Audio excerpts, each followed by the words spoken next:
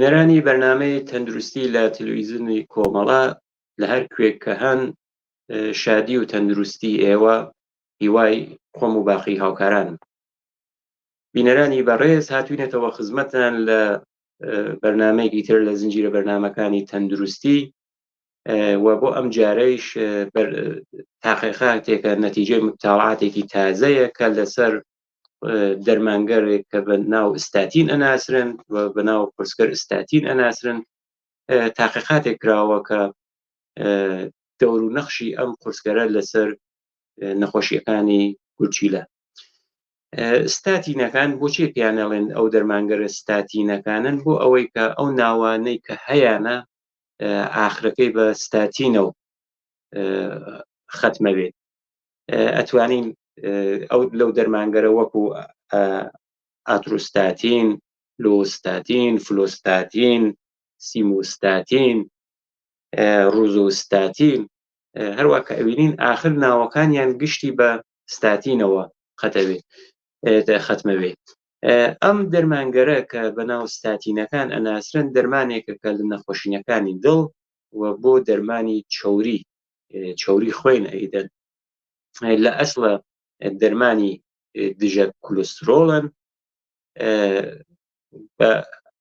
بە هەر هۆی کەوت کولسترۆڵ لە خوێنە بچێتە سەرەوە هۆکارێکە بۆ نەخۆشیەکانی دڵ، مەترسی سەکتە یا نەخۆشی چوونە سەرەوەی فشار خوێن، ئەوانە ئەتوانێت نەتیجەی بێت.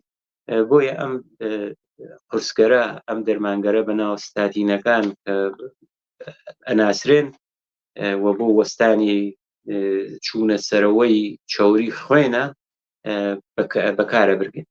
من پێشەوەی کە بچمە سەر ناوەڕۆکی ئەو متاڵعاتە تازە کە کراوە تاریخچەیەکی مختصر ئەرز خەمەتتانەکەم.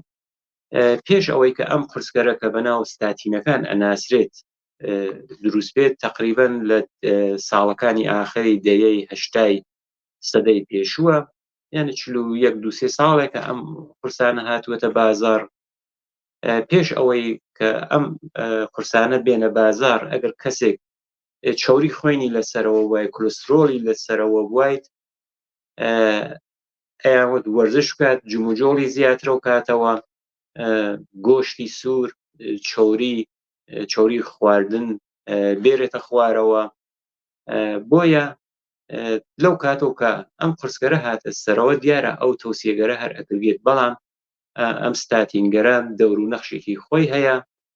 جیا لەو ڕەوشی پێشووگەرە کە هەروەکە لەم وێنەیشە ئەیبینن، ئەوەیە کە خواردن هەوڵ بدرێت ئەو خواردنانەیە کە ئەخورێت سوورۆکراو نەبن، جگەرە کێشان کە یەکێک لە هۆکارەکانە وازهێنانە لە جگەرە کێشان، وەرزشکردنە یا ڕژیمێکی غەزایی باش وەکو کەڵکوەرگرتن لە سەوزەجات و مێوەکانە کە ئەوانە ئەتوانێت دەور و نەخشی بێت. یەکێکی تر لە ئەوەی کە وەکو لە تاریخچەی کولسترۆڵە مهمە، شێوەی مهمە کە ساڵی 1985 زاینی جایزەی نۆبێلی پزیشکی لە بەشی فیزیۆلۆژی و پزیشکی درا بە دوو کەس کە پزیشک بوون، هەردووکیان مشتەرەکەن ئەم جایزەی نۆبلیانە وەرگرت، بەناو مایکل براون و جۆزف گۆلدنشتاین. ئەوە ناوهێنانی ئەوان لەم بەرنامەیە بۆ ئەوەیە کە کولسترۆڵ لە علمی پزیشکیە ئەوە مهم بوو کە بە دوواداچوونەوە و تاقیکردن لەسەری کە حتا جایزەیەکیش دراوە بۆ ئەو دوو کەسە کە تاقیقاتیان لەسەر ڕێک و پێکردن و تەنزیم متابولیزم کولسترۆڵە بوو. ئەو کات لە تاقیقیان کردبوو و ئەو جایزەیەشە بۆیان درابوو. ئەگەریش ناوێک لە کولسترۆڵەوەین، کولسترۆڵ خۆی دوو جۆرە، جۆرێکی بە جۆرە باشەکە یا HDL ئەناسکێ و جۆرێکیشی کە جۆرە خراپەکە کە بە LDL ئەناسکێت. ئەگەر ئێمە لێ بەرنامە ناو تەسیراتی ئەم قورسە ئەبین لەسەر کولسترۆڵ، مەبەستمان ئەرە و کولسترۆڵە کە جۆرە خراپەکەیە کە LDL ئەناسێت. ئەوەی کە ئەم تاقیقاتە کراوە چیمان پێڵێ؟ ئەوان خۆیان لە چەند خاڵە مشەخەسیان کردووە، ئەڵێت کە پێشتر ئەمانزانی کە ڕێژەی مەرگ و میر و لە ناوچوون لەو کەسانەی کە نەخۆشیەکانی دڵ و قەلب و ئوروق لە کولە هەیانە تەسیری هەیە ئەو ڕێژەیە هاوردووەتە خوارەوە. ئستاتینەکان دەرمانێکی ئەرزانن کە ئەتوانن بە هێنانە خوارەوەی کولۆسترۆلە خراپەکە دەورێکی مثبت ببینن لە ئەوەی کە هەم خەتەرەتەکە هەم ئاسیبەکان بێتە خوارەوە، هەم ڕێژەی لە ناوچوون بەهۆی نەخۆشیەکانی دڵەوە بێتە خوارەوە. ئەڵێ جیا لە مێژە کەسانێکی تریش هەر تاقیقراوە کە تەسیراتێکی مثبتی هەیە بۆ ئەوانیژە. یەکێک لەو گروگەرە کە لەسەری تاقیق کراوە ئەوانن کە HIV مثبتن. HIV مثبتیە ئەوە نەخۆشی ئەیدز، ئەوانەی کە نەخۆشی ئەیدزیان هەیە و لە سەرووی 40 ساڵەوە هەیە. ئەم دەرمانگەرە ستاتینەکان لەسەر ئەوانیش دەور و نەخشێکی مثبتی بووە. ئەڵێت کە تاقیقاتی ئاخریشمان وا نیشانەدات کە لەسەر ئەو نەخۆشانێشە کە نەخۆشیەکانی درێژخایەنی کوچیلیان هەیە ستاتینەکان دەور و نەخشیان بووە و ڕێژەی کەیفیەت و سەرۆبردننی ژیانیانی زۆر باشترە و کردووەتەوە. لە درێژەی تاقیقاتەکەی خۆیان کە دیارە ئەمان لەسەر گورچیلە کردویانە کە ستاتین دەور و نەخشێکی مثبت و پۆزیتیڤی هەیە لەسەر گورچیلە، بەڵام وایان وتووە وەکو مقدمەی کە شەرحیان داوە کە لە 2020 ئەم تیمە تاقیقاتیە تەوسیەکان خۆیان ئەو اتحادیەگەرەی کە نەخۆشیەکانی دڵیان هەیە ئەوانەی کە مربوطە بین تەوسیەکان خۆیان لە مەجللەگەر پزیشکی بڵاو کردووەتەوە، هەمیشە لەسەری پێداگریان کردووە. ئەڵێت کە ستاتینەکان لە ئەواخری ساڵەکانی 80 هاتە بازاڕەوە، ئەویش بەهۆی ئەوەی بوو کە ئەمە ئەیتوانێت کەم بێتە هۆکارێ بۆ ئەوەی کەم ڕێژەی کولۆسترۆل لە خوێنە کەمەوە بکاتەوە. کولۆسترۆل کە کولۆسترۆلە خراپەکە منزوریانە LDL ئەبوو بەوەی کە دیوارە ڕەگەکان سفت و سەختە بوونەوە، جیا لەوەیش باریکە بوونەوە کە ئەوە هۆکارێ بوو بۆ چوونە سەرەوەی زەخت و فشاری خوێن. ئەڵێت کە پێش ئەوەی کە ئەم دەرمانەیە کەشفکەین مداخلاتێکی تر وەکو شێوەی ژیان گۆڕن، وازهێنان لە جگەرە کێشان، وەرزشکردن بوو.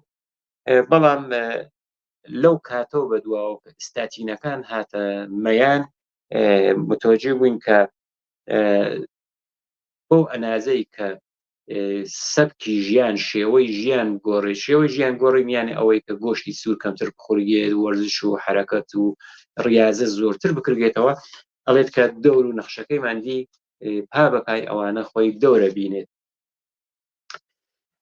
ئەڵێت کە دەرمانێکی هەرزانە، بەڵام ئەم دەرمانی هەرزانە من بۆ بینەران لێرە پاراگرافێ باسکەم عەرز خەمەتیان کەم کە دیارە ئەم دەرمانە شاید بەهۆی وەکو قورسێکی سەرێشە لە وڵاتگەرە هەرزان تر بێ، ستاتینیانی لە قورسێکی سەرێشە هەرزاندر بێت. بەڵام بۆ پرسیارە کە من کردومە لە ئێرانە پێچەوانەکەیە، یانی ئێران هەموو شتێکی پێچەوانی ستانداردگەر جەهانیە. ئەم قورسکە ستاتینە یا ئەم دەرمانە چۆریگەرە لە داروخانەکان ئێرانە جز و دەرمانە گرانەکانە. ئەڵێت کە ئەو دۆزە کە دۆزێکی بێخەتەری ئەم دەرمانگەرە ستاتینە ئەتوانێت 100 کولۆسترۆل بە تەنیایی تا 55% بێرێتە خوارەوە. ئەوەی کە تا 55% ئیش بێرێتە خوارەوە لەسەری نەزەراتێک هەیە، ئەڵێن کە دەرمانێک کە تا ئەو ڕێژە ئەتوانێت کولۆسترۆل بێرێتە خوارەوە ئەوێتە هۆکارێک بۆ ئەو کەسانێک کە چۆری خوێنیان ها لەسەرەوە، مەسەڵەن بڵێت هێتر من بۆ وەرزش بکەم، بۆ حرەکەت بکەم، وەختێ دەرمانێک وا هەیە تا ئەو ئەنازە ئەیتێتە خوارەوە، بۆ من ئەو وەرزش و ئەو سەختیە بەخۆم و بۆ وێنە گۆشتی سووریش نەخۆم و بۆ ئەو سەختیە بم. ئەوە خۆی نەزەراتێکی مختلف هەیە، جاروباڵ ئەڵێن کە ئەو ئامارە یعنی ئەو شدەت ئەسەرە ناوێت تا ئەو ئەنازە بڵاو بێتەوە.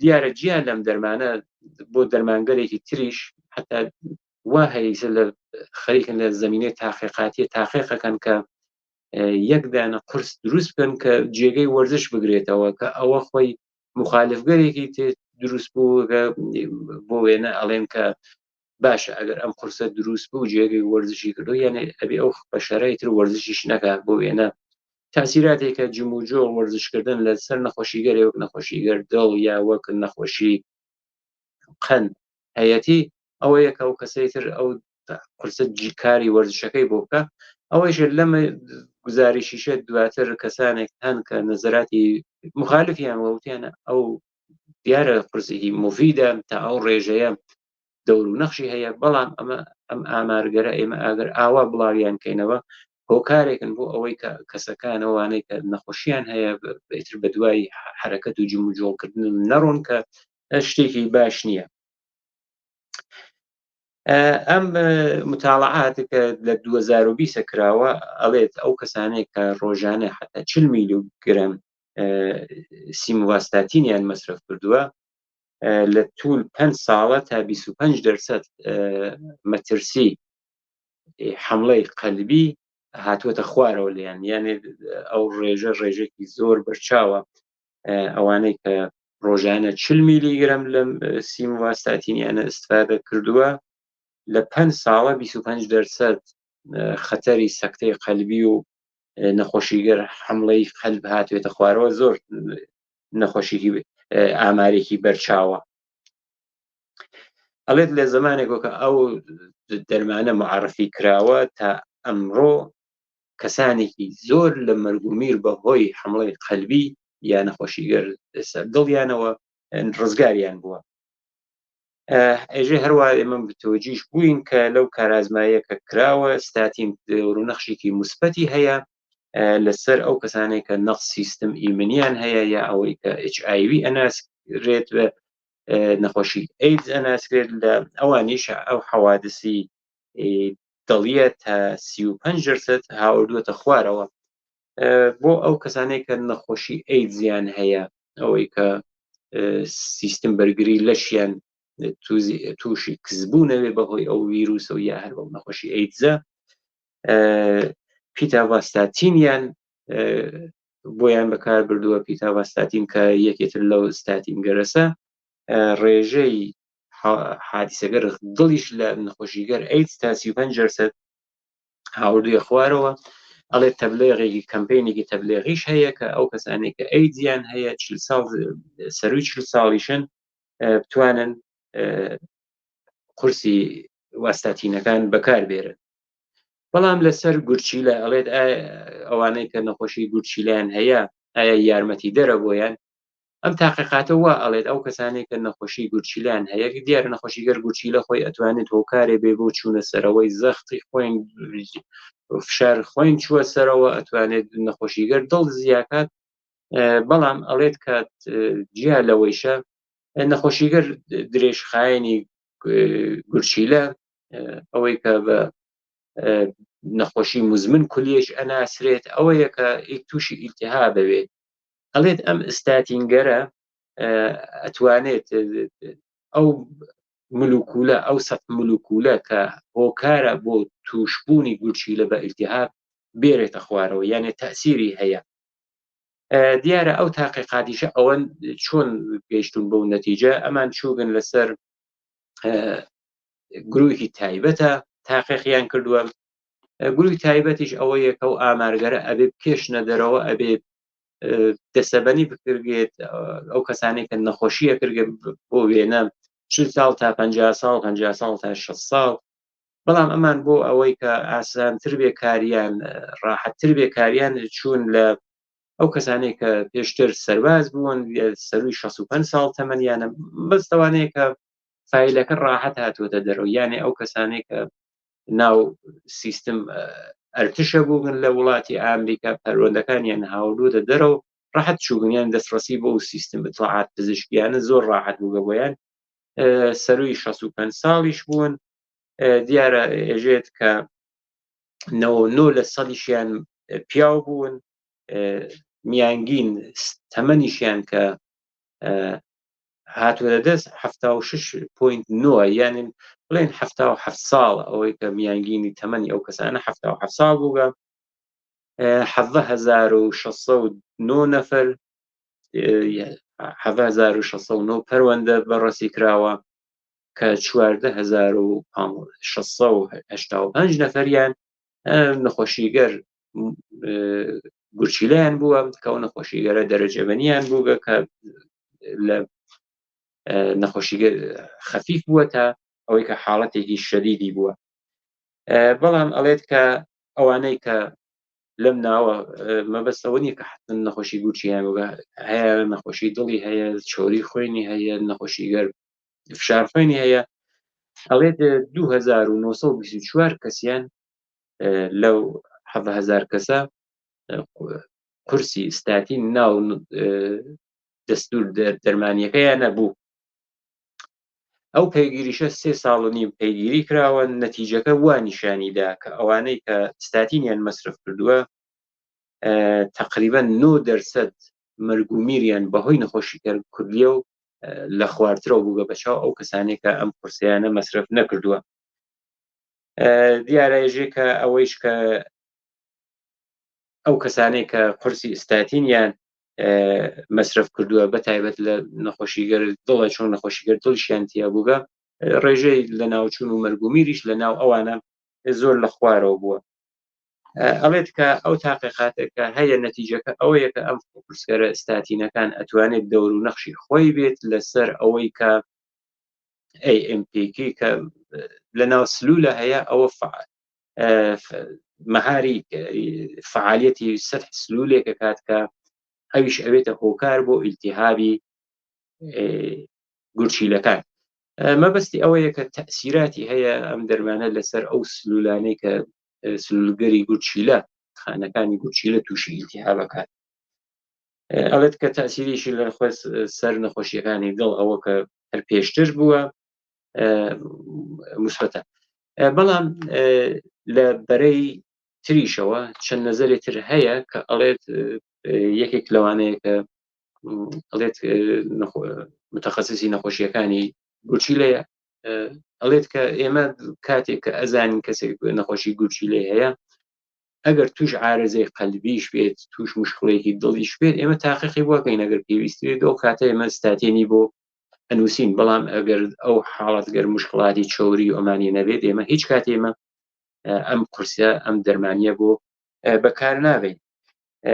یەکێک تریش لەو انتقاداتەی کە لەسەر ئەم تاقیقاتە کراوە گوتویانە کە ڕێژەکە زۆرتر پیاوان بوون، بەڵام ئەبوای ڕێژێک مساویش لەو تاقیقاتە ژنانیش بەشدار وایە. هەروە کە بینەرانی ئێمەش ئەزانن نەخۆشیگەر گورچیلە لە ناو ژنانە بە چاو پیاوانە، لە ڕەگەزی ژنانە زۆرترە تا پیاوان. ئەوانە نەزەراتێ بوو کە ئەڵێت کە نەزەراتێکە کە ئەبێت بە تاقیقی زۆرتر بکرێت، ناتوانین وەکو ئەوەی کە 100% ئەم قورسە حتممە تەئسیری هەیە، بەڵام تەئسیرەکەی 100% بێت لەهۆی ئەوەی کە مەرگ و میریشنە بەهۆی نەخۆشیەکان گورچیلە و بێتە خوارەوە. ئەوە دیارە نەزەراتێکی مختلفیش بووە. ئەڵێت کە لە پۆنگەری موسبەتی ئەم تاقیقاتە ئەوە بووە کە ئەو کەسانێک کە بە ساڵات چوون بەشداریە درگەن لە ناو ئەم تاقیقاتە، ئەوە خۆی شێوەیەکی موسبەتە بۆ ئەوەی کە بەشداریە درگەن. ئەوەی کە ساڵگەر پێشوو ئەم کەسانێک کە لە سەروی 7 ساڵەوە بوون مشارەکەت نادریان ناو تاقیقاتە، بەڵام ئەوەی کە لەم تاقیقاتیش نەمیانگین تەمەنەکە 75 ساڵ بەروژووریش بوو. ئەوەیە کە ئەڵێت کە لە پۆنە موسبەتەکانی ئەو تاقیقاتەسە. لەسەر ئەم قورسگەر ئستاتینە پێشتریش تاقیقاتێک کرابوو ساڵ 2020 بوو، بەڵام لە بریتانیا بوو. کەسانێک شکایەتیان کردو بوو وتویان مایچەکانمان ماسوولکەکانمان تێتە ئێش. تاقیقیان کردو هۆکارەکە ئەم ئستاتینگەرە بوو. ئستاتین لە بازێک کەسانە وایە ئەو حاڵەتی ئازاری ماسوولکەکان ئەوەی ئەو کەسە هەست بە بێهێزی ئەکات ئەوە ئەبینرێت. بەڵام نە لە سەدا دەرسەدەکەی مختلفە. ئەم عوارزە لە بازێک کەسە خۆی نیشان ئەدات. نەتیجەی تاقیقاتەکە ئەوە بوو کە ئەو ساڵە ئێعلامیان کرد کە باشتر ئەوەیە کە ستاتینەکە بکار بگرێت، قەید ناکاتە کە ئەو کەسە کەمێک تووشی ئازاری ماسوولکەکانەوێت. هەرچێوێت ئازاری ماسوولکە باشترە لە تووشبوون بە سەکتەی دڵ یا حەملەگەر قەلبی. ئەو ئازارە ئەگەر بێت ئەوە باشترە تا ئەوەی کە ئەو کەسە تووشی سەکتەی دڵ و نەخۆشیگەرێکی درێژخاین لە قەلبە بێت. بینەرانی خۆشەویست، ئەمە تاقیقاتێک بوو. تاقیقاتەکە تازەیە لەسەر ئەو پرسکەر ستاتینە. ستاتینیش بەهۆی ئەوە کە ئاخر ناوەکانیان ستاتینە، وەکو ئاتروستاتین، سیڤۆستاتین، فلۆستاتین، ڕوزۆستاتین، بەوە ئەناسرێت کە ئەمانە نەخۆشیگەرێکن لەو کەسانێک کە کولسترۆل یا چۆری خوێنیان چۆری خراپەکەی کولسترۆلە خراپەکە ها لە سەرەوە بۆ ئەو کەسانە ئەیدەن کە دەور و نەخشێکی زیایشی وگەیانە بە چاو ئەو 43 ساڵەی کە ئەم قرسکەرە ها لە ناو بازاڕە ڕێژەی مەرگومیر بە چاو ساڵانی پێش ئەوە بەهۆی نەخۆشیگەر سەکتەی دڵەوە بەهۆی نەخۆشیگەر قەلب و عروقە و زۆر هاتووەتە خوارەوە. ئەمە تاقیقاتێکیش بوو لەسەر ئەوەی کە ستاتین دەور و نەخشی هەیە لەسەر ئەوەیشە کە ئەو کەسانێک کە نەخۆشی گورچیلیان هەیە، نەخۆشیگەر ئیلتیهابی گورچیلە، ئەو سیستم مولکولیە ئیلتیهابیە، ئەم قورسکەرە ئەتوانێت کارایی و فعالیەتی ئەو سلولگەریشە کەمەوە کاتەوە. بینەرانی خۆشەویست، لێرە هاتینە کۆتایی بەرنامەی ئەم جارەیشمان. تا بەرنامەی داهاتوو ژیانێکی پڕ لە شادی و کامرانی بۆ هەموو لایەکتان لەلایەن خۆم و باقی هاوکارانم بە ئاواتەخوازی.